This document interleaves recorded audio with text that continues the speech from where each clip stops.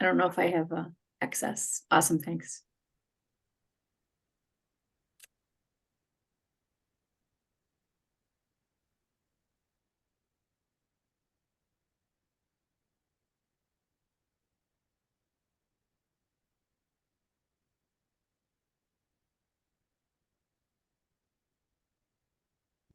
Hello, Stephen. Hey, how's it going? Good, great I to have to have you change my here. name. I was in another. Okay, cool. You have to change your name for different meetings. Yeah, basically. Stephen, I met your friends that are doing College to Climate, right? campus to climate. Really cool. Love College to it. Climate, I think it's called that. Oh, college to climate, right. Yeah, yeah, Right. yeah, yeah. Very sharp. Really good. This is recorded, right? We'll send that to him. Yes. Little shout out. I think I'll give it just one more minute and then we'll get rolling. Thanks everyone for coming.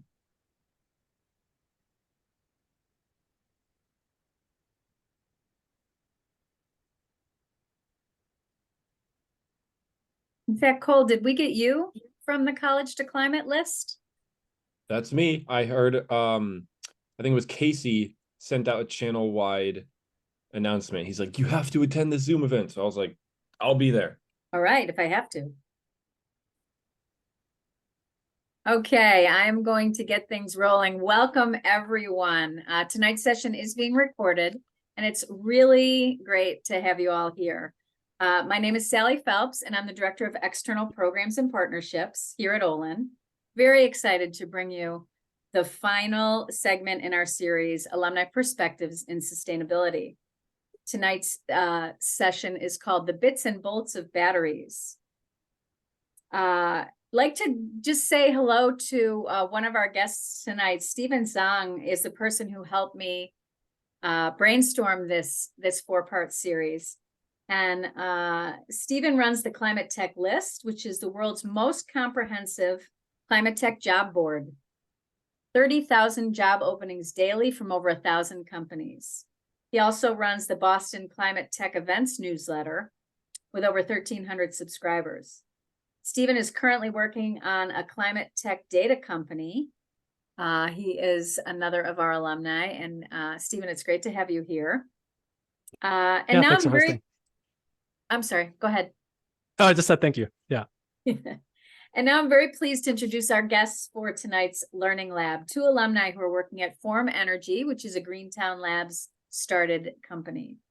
Catherine Elliott, class of 10, is a software engineer on the grid modeling team who has worked in energy efficiency, solar finance, and now batteries. Catherine currently works remotely from North Carolina. Aurora Bunton just left us a couple years ago, a mechanical engineer on the technical team who came to Form Energy from Kitty Hawk. Aurora is a licensed pilot and enjoys rock climbing, currently based in San Francisco. As I mentioned, Aurora and Catherine are both at Form Energy, a company creating a brand new type of energy storage for the electrical grid. Form Energy is based here in Somerville, Mass, with additional offices in Berkeley, California, and near Pittsburgh. Tonight, they will talk about their work, building a new type of battery, and evaluating the market for it. So with that, Aurora and Catherine, I will hand it over to you. Thank you so much for coming tonight. All right, thanks for the great introduction, Sally. Yeah, as Sally mentioned, I'm Catherine Elliott, class of 2010, and I'm presenting with Aurora Bunton, class of 2020. And yeah, we're here to talk about our work at Form Energy.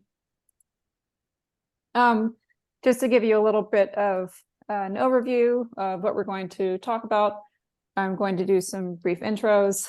I'll talk about what Form Energy does. Aurora is going to talk about sort of some product engineering at Form and some of the process there. And I'm going to talk about our analytics at Form. And yeah, then after that, during this live Zoom session here, we'll open it up to some audience questions. So yeah, just as a brief intro, here's a picture of me as a a small child. I graduated from Olin in 2010. I had a systems concentration. Right after Olin, I started working at Energy Solutions on their energy efficiency programs and web applications. And I worked with Molly Crowther, who is here on the call right now.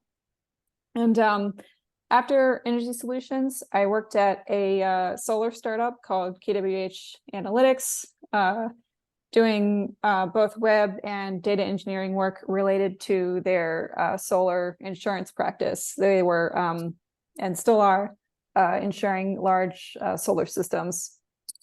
And then after that, in 2021, I started at Form Energy, and we are making grid scale batteries. So batteries that are meant to be, installed and used on the electrical grid. And with that, I'll hand this off to Aurora. Thanks, Catherine. Yeah, I'm Aurora Bunton, graduated in 2020 with a mechanical engineering degree. That's the best photo I could find of the fomentsment walk with my trash bag gown. But yeah, right after Olin, I went to Kitty Hawk and was working as a mechanical designer on propellers for electric eVTOLs, or just small planes. And then just about 2 years now ago, I joined Form Energy, and I'm working as a mechanical engineer on our mechanical systems. So when you put more than one cell together, how do you kind of make them function? So I'll talk definitely more about that in a bit. Aurora, can you tell us a little bit about fomentsment? I'm not sure everyone on the call knows that story, and it is fabulous, and it explains your beautiful outfit. Yeah, if I'm sure everyone recalls where they were when they heard the news of how COVID would affect their lives, like shut down work and college. And Olin, when we found out that, when I was a senior in March, I think February or March, the school made the decision to shut down and for the rest of or just go online for the rest of the semester. And in classic Olin fashion, a bunch of the professors and our classmates banded together and had a full fake graduation, or the fomentsment, where we got like you're almost done certificates, graduation certificates. It was lovely. It was great. I feel like none of us, there was a survey that went out, was like, do you want a real graduation? And we were all like, no, that one was awesome. So.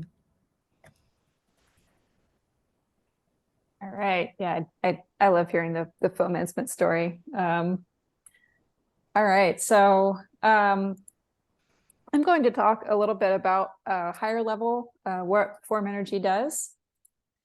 So what is Form Energy? What are we trying to do? Form Energy is trying to build the batteries for the future of the electrical grid.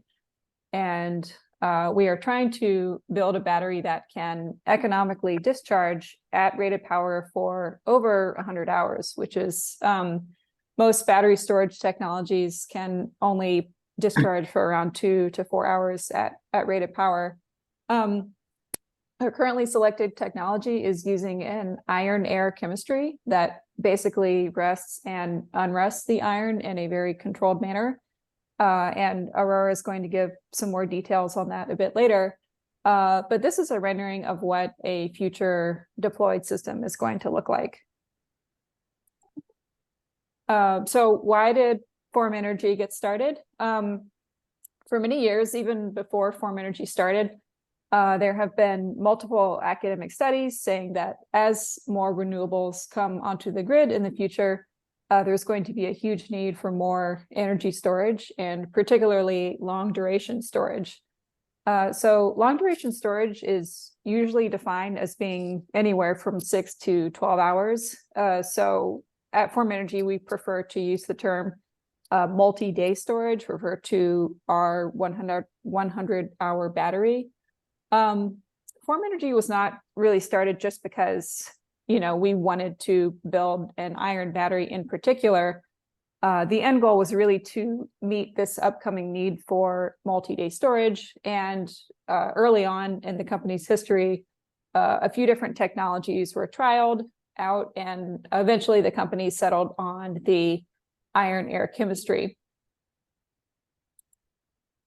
But this is not really to say that lithium ion is a direct competitor to Form's batteries. The truth is that these technologies are really sort of going to work together in tandem as they serve different purposes. So the lithium ion battery tends to cycle daily to meet evening demand when solar goes offline and people are getting home from work. Whereas Form's 100-hour battery meets the use case of dealing with intraday weather variability, where there might be a lull in wind resource or in solar irradiance, or there might be a strong weather event that drives up demand.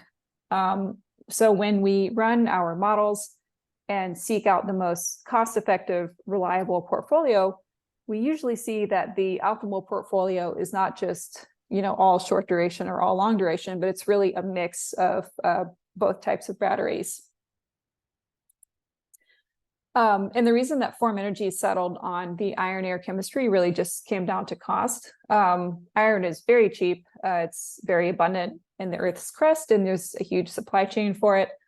If you have a multi-day storage asset that provides much longer duration than lithium ion, then it's going to be used for much fewer charge-discharge cycles. So lithium ion might be called on to discharge every single day, whereas a multi-day storage asset will only discharge like a couple times a month. So the full entitled cost of the battery just needs to be a lot cheaper than your 2 to 4 hour lithium ion battery. And with that, I'm going to hand this to Aurora to get into more details about the project engineering. And after that, I'll provide some more details about our grid modeling software. Yeah, so kind of to expand on what Catherine was just talking about, Form chose the iron-air chemistry because it is really cost-effective. Humans are really good at pulling iron out of the ground and shipping it around the world, and we're kind of tapping into that already established supply chain. And air is free. We pull in ambient air. And so you can kind of think about how we store energy as resting and unresting the iron in each cell. And so because of this very stable chemistry, we're not concerned about thermal runaway. There aren't really any flammable components in our electrostack or in our electrolyte. So it's a really safe battery. And going back to the whole iron thing, it's very scalable. And so we can scale fast and efficiently to kind of hit the energy demand targets. And then also, as Catherine said, Form was started not because we wanted to make this chemistry work, but because we were trying to fit a need. And so through our testing here, it really proved out to be the most durable and reliable chemistry for what we were trying to do, this long duration multi-day storage. You can go to the next slide, Catherine.